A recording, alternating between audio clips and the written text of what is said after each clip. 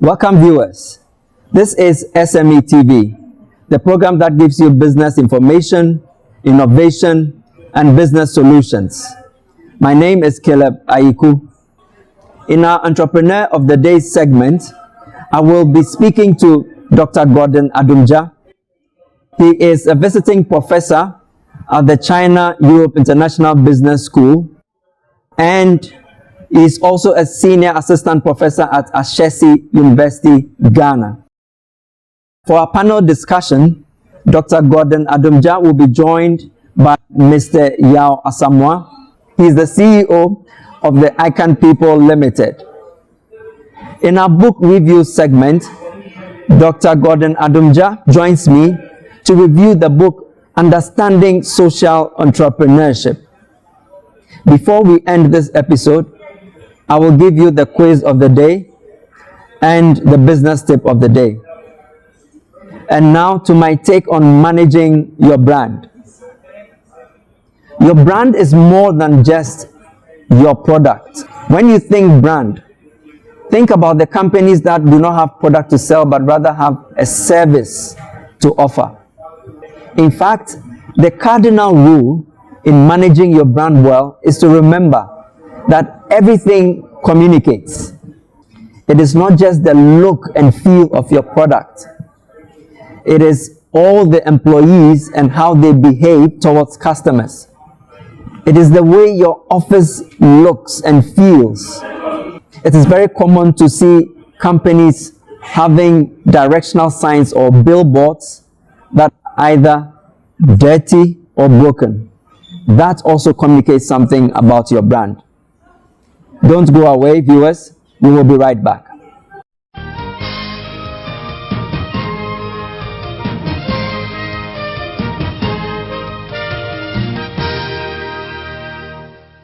Welcome back, viewers. Our entrepreneur of the day is Dr. Gordon Adumja. He is a visiting professor at the China-Europe International Business School.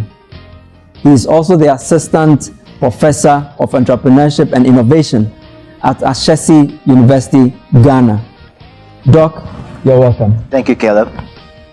Doc, I'm a bit intrigued about the study of entrepreneurship. Business and commerce have gone on for centuries, and there was no need really to study entrepreneurship back then. Why is it such an important subject today? Thank you, Caleb. I think, like most new subjects that are being studied in the university today, if you take human resources and others, we've seen a lot of progress or work in the space that we think now we can try to put theories to how people have done things in that space for a long time. So how do people come up with ideas? Right. How do they launch them? Right. How do they build a business around the idea? How do they scale the idea? Right. There are a number of management theories that explain these behaviors that we can study now, and also because we understand them better, we can teach people how to be successful in them, and we can also advise public governments on how to develop public policy to support people in that space. And it's also the fact that entrepreneurship is now being seen as a profession. It's a profession. As a profession. Okay. So when you graduate from university or even from SHS, you can become an entrepreneur as a full-time profession, where you create a new idea, you build a business, support the economy. Does the study help? Exactly. If there are 10,000 entrepreneurs in a city, and nobody has studied their best practices, how they raise investment, how they do product development, how they do launch, to be able to identify the pitfalls and even understand the different factors that make them successful, and how to navigate the space, then what you really see is 1,000 people who make mistakes and lose a lot of money. But if you can study it and understand it, understand the relationships between the factors that make them successful, factors that make them fail, then anybody else coming into that field is better informed. the business community is better informed as to what behaviors to support. So you minimize failures. You minimize failures. You develop better government policy to support what needs to be supported, and you try to discourage what needs to be discouraged, so that people can be more successful. The economy will grow better. I see. And yours is an interesting background, because you started in economics.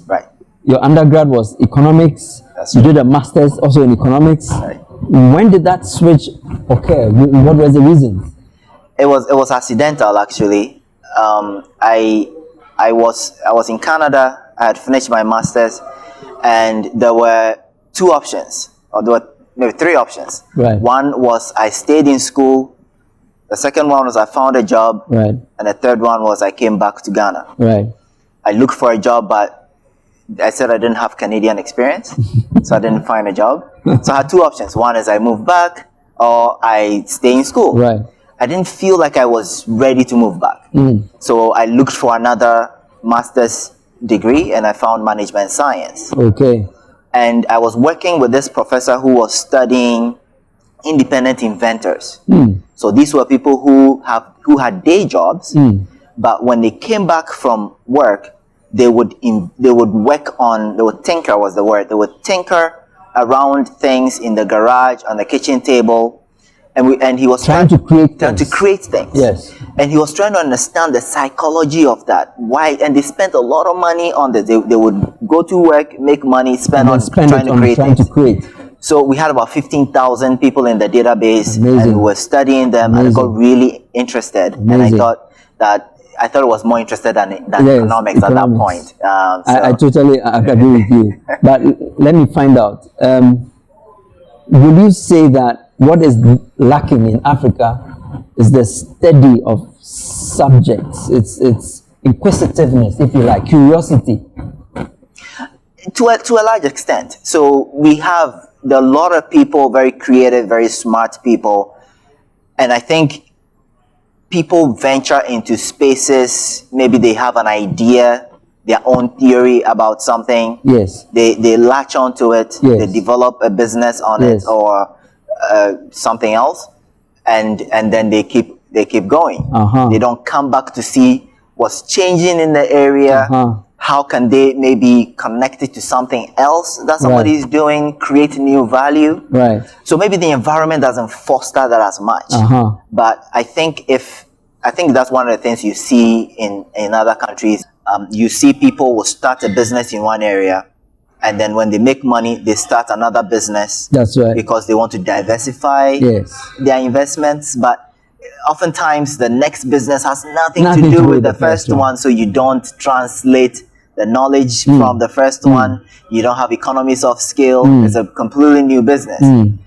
And there are so many added on, or maybe connected businesses that people can do once they've been successful in one area of business. And I think like leveraging, they can leverage the learning, and do other things, the resources, leverage the supply chain.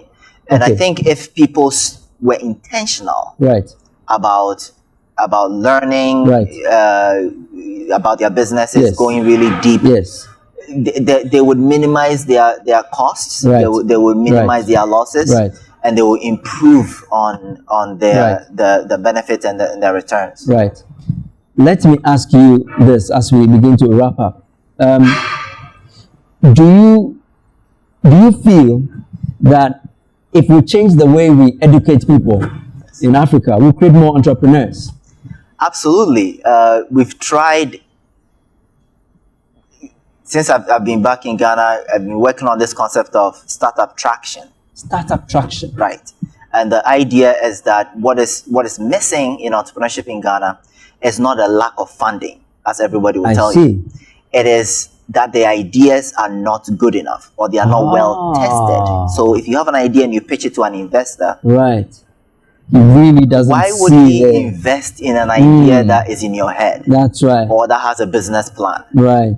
Right? A business plan is just your assumptions about how it's going to go. You haven't done The any work on document. it. Okay. And then people will say, well, we need money to start work on idea to prove it. But the fact is, there's so many things you can do to test your assumptions around an idea. That's right. So we come up with this concept of startup traction, which is basically develop experiments to help people test the assumptions around their idea before they spend money. So it's perfected before. So validated. Before you. So you collect information for pitching to the investor.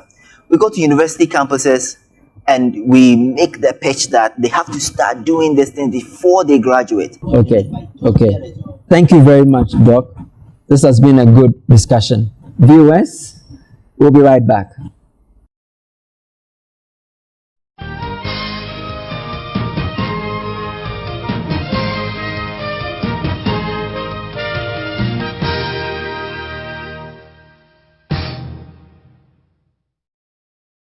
Hello viewers, welcome back to our panel discussion on business innovation.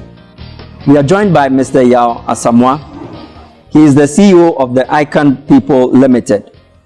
We are also joined by Dr. Gordon Adumja. He is a visiting professor at the China-Europe International Business School. And he is also the assistant professor of entrepreneurship and innovation at Ashesi University, Ghana. Gentlemen, you're welcome. Thank you. Thank you, Caleb. Let's start off with you, Doc. From an academic point of view, why is the teaching of business innovation very critical? Thank you, Caleb. So I think from academia, you can look at innovation from two perspectives: innovation development and innovation management. You need to innovate to get a good idea to develop a business on. And then when the business is ongoing, you need to innovate to be able to compete and stay alive, so to speak, because everything that grows dies. So if you are not able to innovate and renew yourself on the market, you would be taken out by the competition. So we look at innovation at the front end of the start of a business, and also when the business has been operational for a little while, so that it can sustain itself. Right. So we teach the concepts that help companies develop new products, innovation development, and the concepts that help companies manage innovation so that they can sustain themselves. I see. So you innovate till when? You innovate forever, because everything has a life cycle, right? Like I was saying, everything that grows dies. Businesses have a life cycle as well. So a life cycle starts, you grow, and then it comes down. If you want to keep it up, you have to keep innovating. Right. You can't stop. You have to keep innovating on your processes, to innovate on your product portfolio. Times change, and you have to keep changing with the times. I see. So that is innovation. I see. So for a given product, you do not necessarily have to stop producing that product, but maybe change it a little bit. Right, because people's tastes change. You can have the original version that your customers have come to love and enjoy, but if you want to increase your market share, you might have to innovate that product a little bit to bring in new customers, and keep innovating it to continue engaging them and continue bringing in more customers. Right. So yeah, from a practical business point of view, do you find this need very often? Is it something you do once a year, maybe you gather people around, or is it a daily ongoing process? I think the process of even starting a business is in itself innovation, because you've identified the space you want to fill. Right. And I read that you actually commit corporate malfeasance if you don't innovate. So innovation is a daily process. It's a regular thing companies need to do. And usually when we've spoken about innovation, we think it's on the bigger scale, as in the company is innovating itself. but it could be internal processes in the company. Right. It could be from the accounting perspective. It could be from client servicing. It could be from HR department.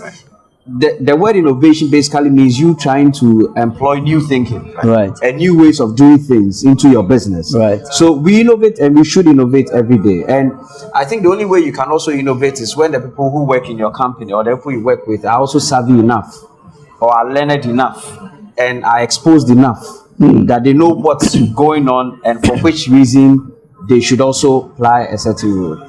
So, gentlemen, in the African context, how can we view innovation in African businesses? Are we innovating enough? I think, okay, so on a scale of 1 to 10, if you put Africa probably 4, where 1 is the lowest and 10 is the highest, then you would say Africa hasn't innovated enough. And we haven't innovated enough for several reasons. We haven't manufactured knowledge enough. Right. We haven't also thought the right things enough. And I think the most important thing is also the willingness, right, to pursue our dreams or to pursue the bigger project. Right. Yeah. Doc, right. 20 seconds. I would say we haven't innovated enough intentionally, but there's a lot of ingenuity in Africa. People come up with ideas all the time. But I think the problem is that it's not well researched. Right. And innovation is not an intentional process. So people would see somebody would travel to China, see something and then rush to do here, pump money into it, and then 2 months later the business is dead. So I think we innovate, but we're not intentional about it. And so our innovations don't sustain themselves. They don't live long. Right. And more companies should consider innovation as strategy, the same way they consider marketing and sales and other, they should have innovation strategy when they're developing a strategy for other areas of the business. Thank you. Thank you very much, gentlemen. Thank you very much. US will be right back.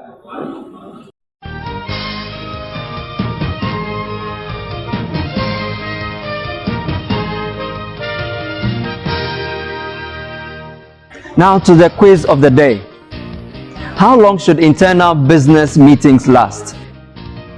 A, less than 1 hour, or B, as long as necessary?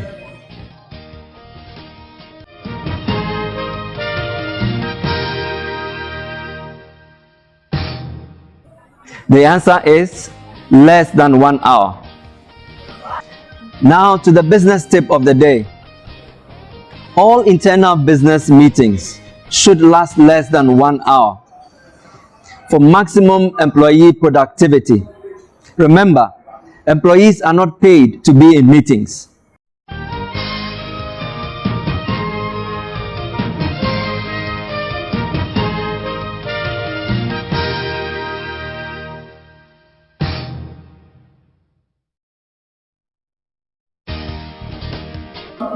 Welcome back, viewers.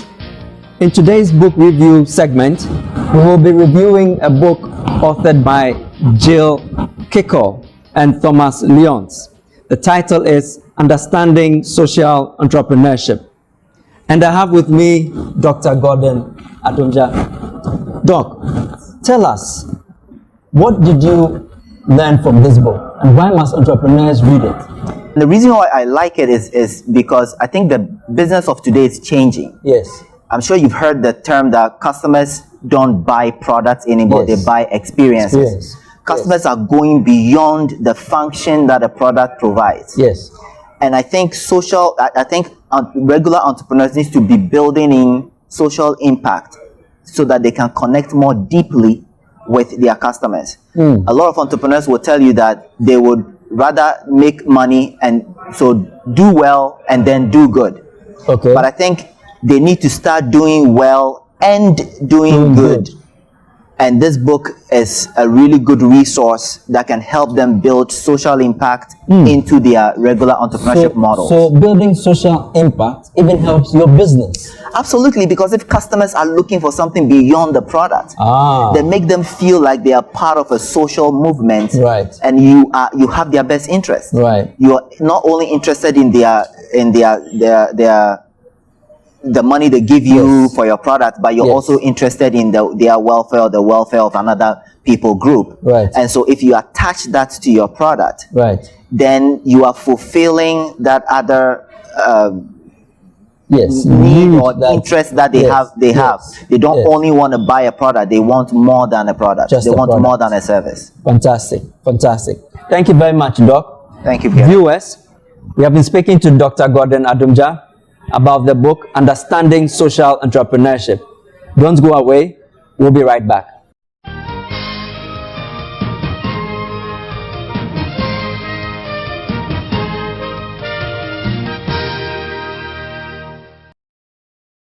Well, viewers, this is where we end today's episode of SME TV, the program that gives you business information, innovation, and solutions.